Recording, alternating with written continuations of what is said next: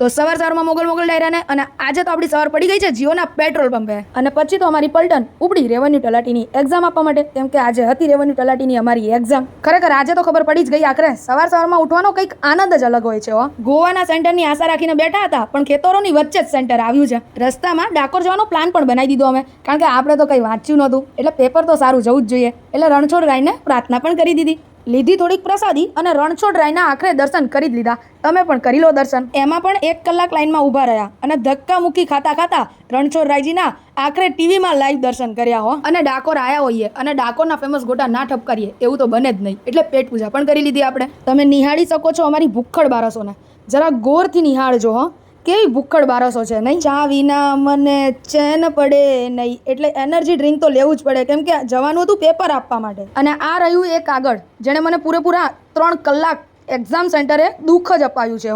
દીદીનું centre બીજે હતું એક્ઝામનું, એટલે પછી આપણે તો આપણી એક્ઝામ આપીને દીદીના સેન્ટરે જ પહોંચી ગયા.